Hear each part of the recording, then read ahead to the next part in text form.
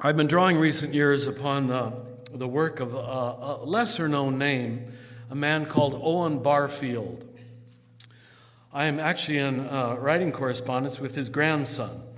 Owen Barfield is called the thinker who was behind the thought of J.R.R. Tolkien, C.S. Lewis, and T.S. Eliot. I mean, those English minds that just seemed to get the big picture and to be desirous of communicating it in an exciting way. And Owen Barfield had a wonderful distinction that now is being rediscovered in what we're calling the participatory revolution. At least that's a word Bruno Barnhart uses. That religion is not an experience of observation of something over there. And if you understand it, and you agree with it, and you affirm it, then you're saved. We can't get by with that anymore, because it isn't true. It just isn't true. Religion as attendance, religion as a spectator sport, watching the right theater pieces, watching the right sacraments observed validly is somehow of itself going to transform me. He says, daringly for his time, and I'm sure many people would still want to call it New Age or pagan, but he believes, because he believed that the incarnation began with the Big Bang, the original creation theology, that God was clearly revealing God to all of God's creatures since the creation of the world, which is stated, by the way, in Romans 1:20, if you want to check it out. God was there for the eyes to see in everything that God has made since the beginning of time. Romans 1:20. At any rate, he called this early experience available to the Stone Age people, to the people maybe we call barbarians or pagans, as if they were all just throwaway people. Had you ever thought of that? God created them, that women, children, families who came into this world just like you and I, but throw away. I'm just waiting for Roman Catholics to come along. No? Don't care about them, don't need them. Millennia of useless people. How it's incomprehensible anybody can accept that and think that God is great, which God clearly is. But anyway, this older period before about 500 BC, what Karl Jaspers calls the axial period, he calls original participation. That he believes, and maybe this is shocking to some of you, that people through nature, art, music, dance, poetry, sexuality, already participated in the eternal mystery. And in fact, he was of the mind that probably they were often more psychologically healthy than we are today. We can't prove that. But they had that sense of everything belongs, and I belong. And I'm a part of this mystery. I'm participating in it. I'm not watching it or trying to earn it or trying to get it after I die. It's flowing through me and in me right now. I am it, and it is me. That's the great moment of conversion, when that becomes a living experience. And he called that original participation. Then, around 500 BC to the birth of Jesus, or the time of Jesus, we call the axial period, in which period most of the great world religions find their thought and foundation. Great philosophies emerge, literature emerges. We move into a higher level of consciousness, it seems, where we can reflect upon the mystery, and we learn to write it down in minds like Plato and Aristotle and the Greek tragedies and writers actually in India and China and all over the world. And then he says that this comes to what he believed was a great fullness in our Jesus. And he says Jesus came to live and to announce full and final participation. and that the kingdom of heaven is already among you. It's already happening. This was already true, but we were finally willing and able to believe it, conceptualize it, participate in it, and enjoy it. And he says, although Jesus promises full and final participation, which is a step beyond, perhaps, original, primal participation, it seems to have always been a minor theme in most of Christianity, because we kept the carrot on the stick out in front of everybody else. The word we use for it are the mystics. Those who went, mystic for me simply means experiential religion. Don't make it a high and mighty word that's beyond any of you in this room. The moment the veil parts and you have even a moment of unitive experience where it's all connected, where it's all real, and it only needs to happen once. Once you've had unitive experience, you have the foundations of an entire mystical life. You know something experientially that you can't know in any other way.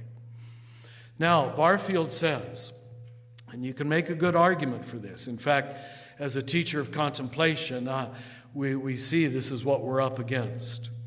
He calls the last 500 years the desert of non-participation. Now, that doesn't mean everybody was lost for the last 500 years. But, and this is not in any way to criticize the necessity of the Protestant Reformation, but once Europe divided and got into oppositional, adversarial thinking, Germany divides between Lutherans and Catholics, and they have to waste the next 200 years proving that they're totally right and the other group is totally wrong. You have the death of contemplation, the alternative consciousness. You can't see things in the broad field. You can't go to the deep level because you're adversarial. The adversarial mind cannot know God. It always divides the field of the moment into either and or. That's much of the import of my last book, to try to reintroduce to the West what I think Jesus first offered us, non-dual consciousness, where you don't split things between what I already agree with and what I don't yet understand, and I call that wrong. It's the basis of all racism, sexism, war, homophobia. It's actually the tortured mind that most Western people live with. And this is why Owen Barfield says we have lived in the desert of non-participation, where there wasn't this inherent sense of being belonging to something or connecting. Let me tell you a personal story that brings this home. I told it to my class this week, if they don't mind hearing it again. In 1985, I was invited by the abbot at Gethsemane to give the 8-day retreat to the monks. I lived in Cincinnati at that time, so often drove down to Gethsemane to make my own retreats. And they got to know me, and I got to know them. But, in 85, I still had hair, and I looked like a kid. And I said, who am I to give an 8-day retreat to these venerable old monks who are 10 times holier than I? So I thought what Catholics always think, when you don't have a lot of inner authority yet, what you do is you quote outer authority. The Pope said, or the Bible said, or Saint so-and-so said, because you don't have enough inner experience to say, I say, the way Jesus talks.